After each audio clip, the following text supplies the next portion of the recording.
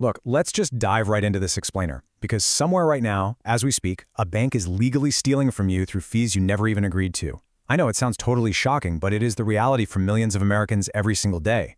From a young age, we're basically conditioned to completely trust our financial institutions, right?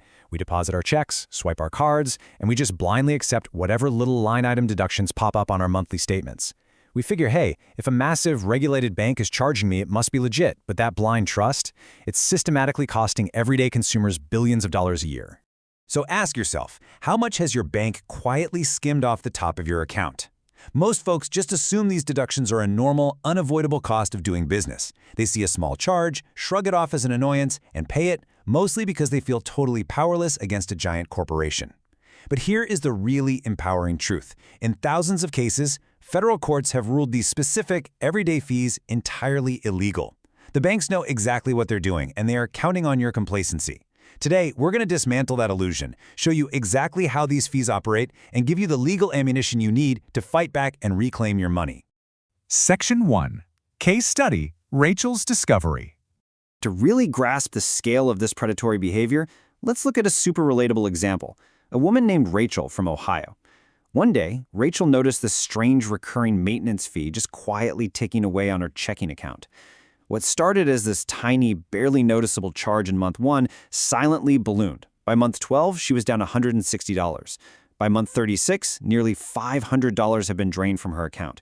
I mean, for the average working adult, $500 isn't just pocket change. That's a car payment. That is a significant chunk of rent. And when Rachel finally confronted her bank, they offered zero apologies. Instead, they just pointed to this labyrinth of fine print buried deep in their terms and conditions. While the federal courts did not buy their fine print excuse for a second, when finally held accountable for these deceptive practices, Rachel's bank wasn't just given a slap on the wrist. No, they were hit with a massive $4.2 million class action settlement. This absolutely wasn't an isolated clerical error. It was a calculated, systemic mechanism designed to extract wealth from working adults completely under the radar. The justice system officially recognized that burying a fundamentally unfair fee in 50 pages of legal jargon does not magically make it legal. And because of that historic settlement, Rachel eventually got a $340 refund check in the mail without even having to ask for it. The corporate legal team knew they were caught red-handed. But look, you should never have to wait around for years for a random class action lawsuit to materialize just to get back the money that rightfully belongs to you. You need to understand the rules of the game right now so you can enforce them yourself. Section 2. 3 illegal bank fees.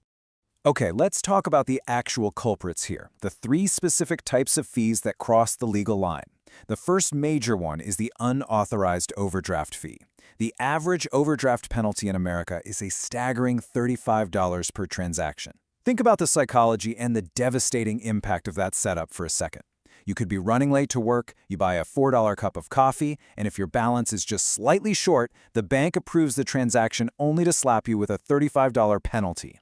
It's a wildly disproportionate punishment designed to capitalize on temporary cash flow issues.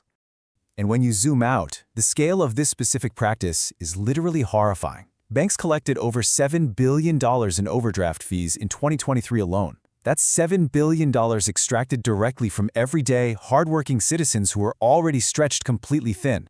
This isn't just some minor side hustle for financial institutions. It's a fundamental pillar of their business model built entirely on penalizing the exact people who can least afford. But here is where you take back your power. It's called Regulation E. This is a federal law specifically requiring banks to obtain your explicit affirmative consent before enrolling you in overdraft protection. Now, banks try to skirt this constantly, right? They'll use these confusing, tricky pop-up screens on their mobile apps, basically tricking you into opting in just to make the notification go away. But if your bank enrolled you without true, clear, explicit consent under Regulation E, every single overdraft fee they have ever charged you is entirely illegal and fully recoverable.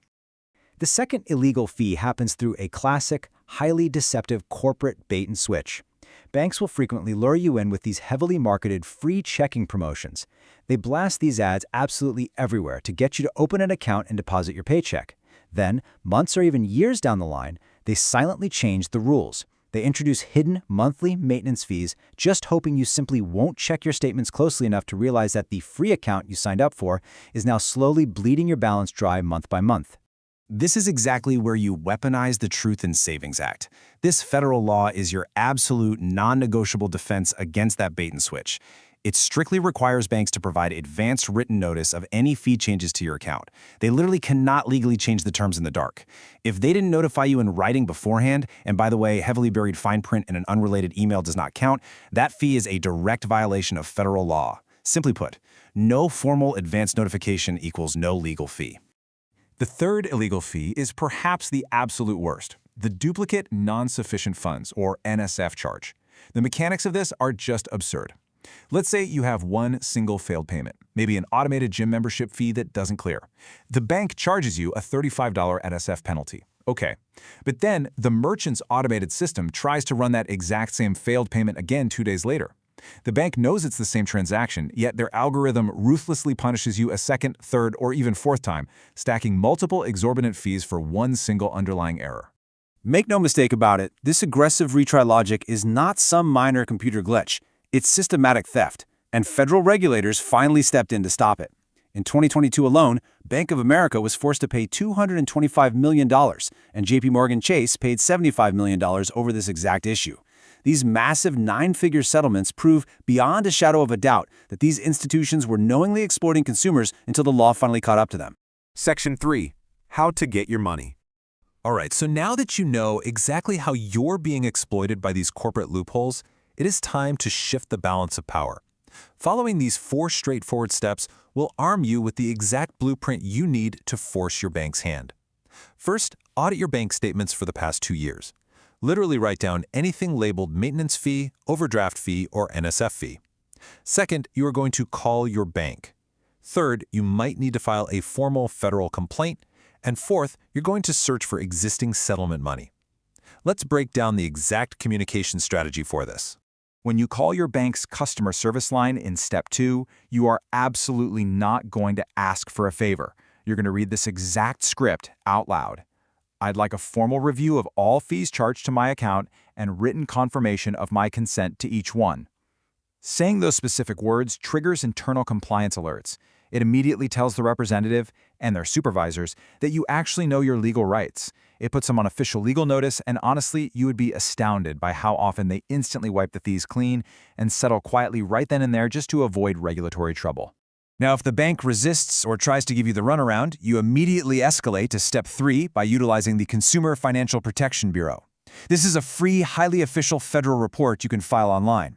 The CFPB is a powerful government watchdog agency, and bank compliance departments absolutely dread having consumer complaints filed with them. Why? Because lodging this complaint legally forces the executive tier of your bank to formally, officially respond to you within 15 days.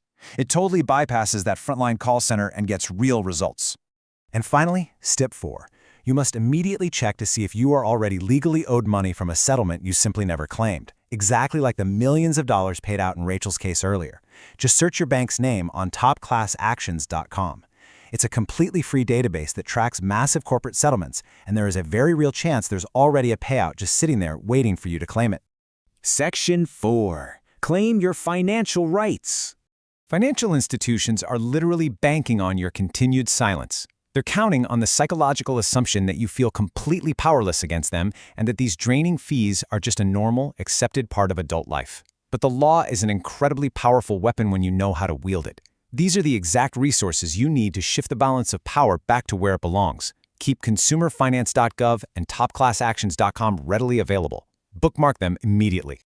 The knowledge to identify this exploitation is now yours. The legal framework to defend yourself is already in place. Look, the money they took from you was earned through your hard work, not theirs. So I leave you with this final, urgent question. Are you going to let a multi-billion-dollar corporation illegally keep your hard-earned money? Or will you take decisive action and claim your financial rights today? The choice is entirely in your hands.